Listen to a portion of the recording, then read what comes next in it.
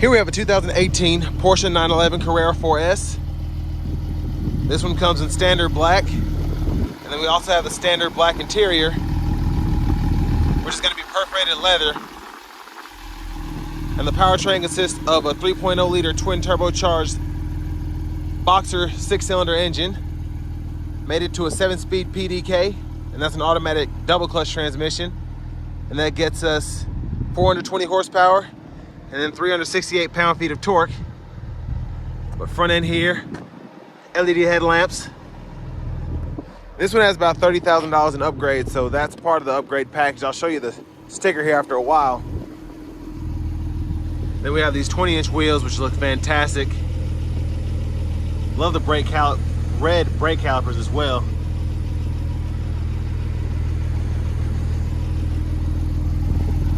And we get passive keyless entry. We have our power window controls here, which is going to be one-touch automatic up and down. Power mirror controls are here. And then you can adjust those and then power fold them as well. Then you have your memory seat functions here, and to set that up, you just hit the set and then hold it down. It'll let you know on that right gauge cluster circle there. And we have the Bose sound system, and then we do have a little storage here in the door panel as well. And I like how that's kind of hidden. Headlamp controls are here, and then this is how you start the vehicle with the key fob, of course. And here we have our power driver seat with power lumbar support. Then we also have power thigh support as well. Then if you want to get to the back seat, you just pull up here, and there's that there. A little bit of space back there. Not bad at all for this kind of vehicle. But I'm going to go ahead and pop the trunk and pop the hood for later. And sorry about the wind noise. It was literally nothing going on when I came out. As soon as I started doing the video, it started getting windy. But I want you all to hear this exhaust. Pretty loud. I have it on the sports setting though.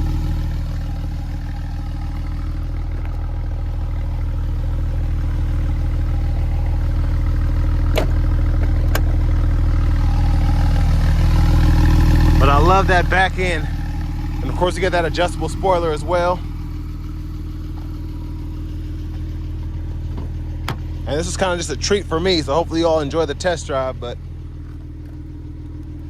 the view from that side. And I do want to give a huge shout out to Auto Collection of Murfreesboro for allowing me to review this car today. I'll leave a link below to it, as well as their entire inventory in the description below. But same adjustability for the front passenger side. And here's that window sticker there. So this is part of that premium package. We get those 14-way power seats. And I love this build, by the way. Sticker price there. But if you all are interested in the vehicle or the specs, you can go ahead and pause anywhere in the video to get a close-up of that sticker.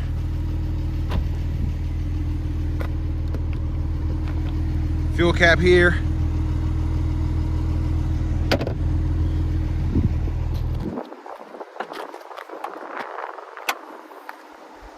And then here's your little trunk space, which is always nice to have to put your golf bag in.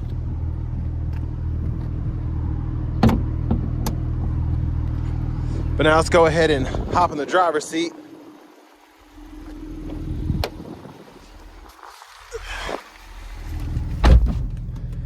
So nice leather wrap steering wheel here, and this one has a little under 16,000 miles, so you don't see much wear in the vehicle at all, but specifically on the steering wheel there. So,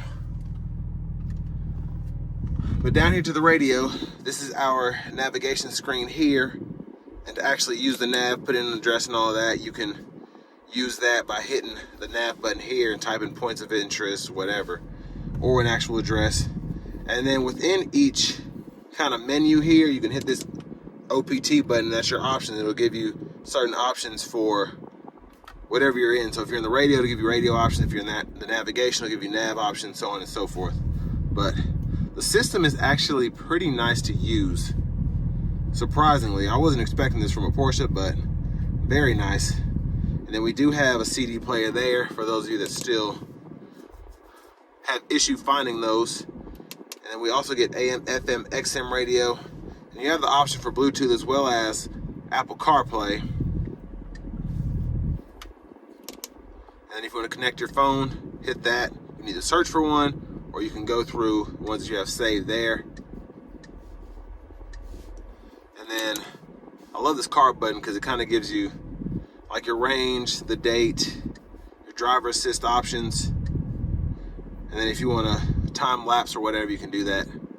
Now within the radio, I love this because if you go between the presets and the tune, this will only go through your presets if you're in that menu, and the same thing with the tune knob. But if you're in the tune,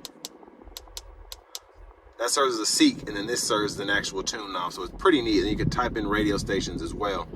So fantastic usability here, and then being able to scroll through what's available that the transmitter is actually picking up. Super cool. And then down here we do have our dual zone automatic climate control, so we can adjust temperature here. We can toggle the AC, set it to max, and we also can set our auto mode there. And then to turn that down, just hit that down below. I'm going to move the shifter so you can actually see it. And then we do have 3-stage heated cooled seats for the driver, front passenger. Then we can control the direction of the airflow there. So everything just makes a lot of sense here, even though it's not taking up a lot of room. So I love this system. And then here we have our backup camera. Guidelines follow us as we turn the steering wheel. And I think it's pretty funny how as you turn it one way, just so you can see the guidelines, the view of the car changes. And that shows you your sensor. So if you get close, it'll either light up up here or back here, depending on if it's the rear sensor or the front sensors. Now to shift this PDK, which is this double clutch 7-speed automatic, you push this here, reverse, neutral, drive, then you can come over here, manually shift there, or using the paddle shifters behind the steering wheel. So these here. And then this is a power door lock toggle there, hazards. You can adjust your chassis suspension, and then this is for your wing if you want to raise that up or lower it, and then your exhaust system as well as your auto stop, you can toggle that. And what I think is pretty interesting is how they put these sunroof controls here. So this is for the sunshade. So as I pull it back, it'll pull the shade back, and then I can either tilt